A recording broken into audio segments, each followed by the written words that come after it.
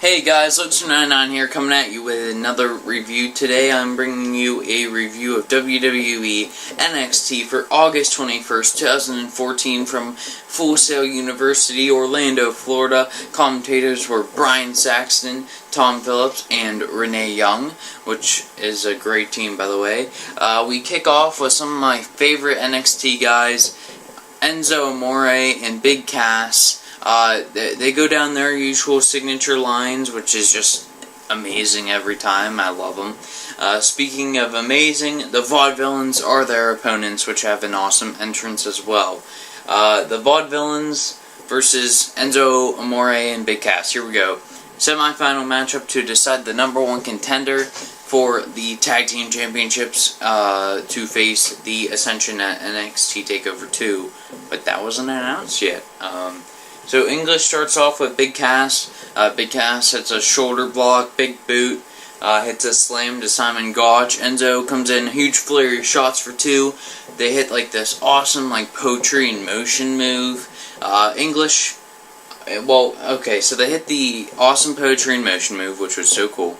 And then Big Cass has like Simon Gotch in his arms. Enzo makes the tag to the back. However, English comes in and helps Gotch hit the crossbody on Cass. So Cass is outside the ring. Enzo tries for a crossbody. Gotch catches him. Gotch hits the rolling senton, tags aiding in English for that's a wrap, and the Vaudevillains pick up the win. You know, it was a short match, but it was still very entertaining. You got, in my opinion, probably Actually, NXT's tag team division is really good right now. They have some pretty awesome teams, and this is just 2 of the better ones in the tag team division. So it was a really good match. Well, not a really good match, but it was very entertaining for what it was. I was a little bit disappointed with the result because I'm a huge fan of Enzo and Cass. However, I guess it's just not their time right now. Maybe it will come later on. I think they're still going to spend a couple of months in developmental and then maybe be brought up. I'm not really sure about that. And, you know, at least on the bright side, they are continuing their feud with the Legionnaires, who come down and shave part of the beard of Enzo Amore, and you don't shave the beard of the bona fide stud. And up next, which I just noticed this, but JoJo is actually announcing at NXT from Total Diva Season 1. I thought that's cool, but I'd like to see her in-ring qualities, just to see if she's better than Eva Marie, but I'd like to see her in a match, but I think she does a pretty good job at announcing, so we'll see if she can run with the ball with that. So out comes Triple H. He announces NXT TakeOver 2, says there's a new NXT General Manager of who will show up next week. Pretty good announcement, and then Tyler Breeze cuts a backstage promo. Tyson Kidd versus Tyler Breeze, both were very aggressive at the start, exchanged a couple of blows. Tyson hits a back elbow, snap suplex, rolls into a swing neckbreaker, and Tyler Breeze walks out. It was kind of weird to see this heel versus heel match, and I mean, it was really short, and the match really didn't have anything to it but to progress a storyline of who is going to face Adrian Neville for the NXT Championship at NXT TakeOver 2. So I think that was really cool. Tyson actually mocks Breeze after the match, and Breeze then has another backstage promo. Up next was a women's match, Charlotte versus Becky Lynch. You have Charlotte the champion. And I was just expecting this one to be awesome. You have 2 great talents inside the ring. Nice technical exchange at the start. Charlotte hits a roll-up for 2. Becky hits her own roll-up for 2, and then hits another one right after that. Back and forth action for a little bit. Charlotte locks on the figure 4 headlock. Becky is able to bridge into the cover, so that was a cool reversal there to reverse the figure 4 headlock. Charlotte then hits a clothesline and starts to dominate a little bit more. Becky hits a nice comeback.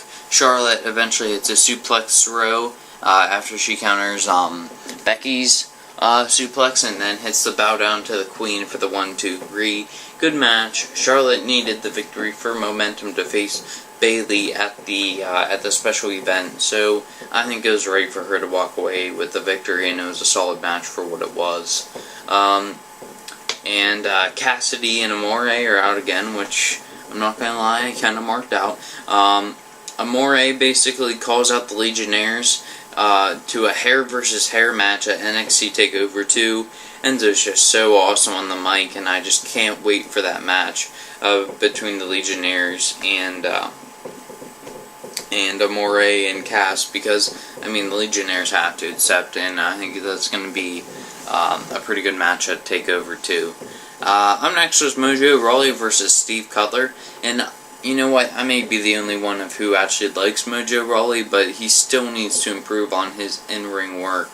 And, you know, I thought maybe he could do it here, but he couldn't. Mojo starts off strong with his usual offense. Cutler eventually hits a clothesline. Mojo eventually comes back after a headlock for 2 avalanches in the hyperdrive for the win. It was a standard Mojo match, unfortunately, and hopefully this feud with Bull Dempsey can bring out the best in Mojo. However, he did cut a pretty good promo after the match, so I thought that was a bright side to Mojo's appearance here on this episode of NXT.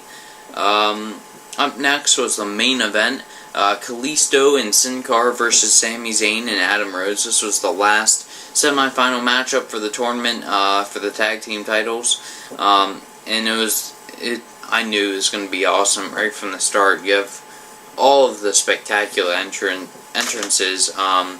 Renee then disses Saxton on commentary, which was pretty hilarious. If you haven't seen that episode of NXT, be sure to just listen to the commentary during the entrances of that match, because it was pretty hilarious, but I'm not going to explain it in further detail because it's kind of hard to explain. So Rose starts off with Kalisto, good exchange by Cara and Zayn eventually. Kalisto then hits a corkscrew on Rose for 2 after the commercial break. Zayn hits a backbreaker for 2, and eventually, after a little bit of a beatdown from Team Zayn and Rose, Kalisto hits a move that I just can't even explain. It was like a handstand Hurricane Rana where he did like flips and stuff. It was just absolutely insane. Amazing double team from Team Lucha where they did this Hurricane Rana senton thing. It was just absolutely insane of what these 2 guys can do in the ring. Sin Cara then goes for a moonsault. Zayn counters it, but Sin Cara lands on his feet, hits a hip toss for 2. Zayn hits a tilt-a-whirl backbreaker for 2. Rose comes in, flurry of kicks to Kalisto. Rose hits a couple forearms for 2. It's a huge spine buster for 2. Kalisto eventually makes the hot tag. Sin Cara comes in, a house on fire. Zayn breaks up the cover. Dropkick sends him out from Kalisto. Sin Cara hits a suicide dive. Rose hits a clothesline on Kalisto. Kalisto hits a super kick after Rose goes for a suicide dive, and then hits his finisher. Sin Cara comes in, hits the high angle senton for the win. This was just pure tag team wrestling at its finest. Awesome match. I'm not sure if who's going to win the tournament, which is a very good thing for NXT. You want to have that unpredictability factor for this tournament. And both teams are actually at the top of the mountain right now, so I think that either one could walk away with the victory, which is another good sign. But yeah, very good match. Match tonight, I'm going to have to give it to the main event. Really enjoyed that tag team match. Overall show is, it was a good NXT, very solid from top to bottom, had some good backstage segments. You had a couple of good matches with the tag team, the 2 tournament matches, Charlotte versus Becky Lynch. Mojo had a good promo, and it was just a good NXT from top to bottom. And I can't wait to see you next weekend, NXT TakeOver 2. So that's going to be it for my review. Please leave a like, comment, and subscribe, and I guess we'll see you guys in the next video. Bye.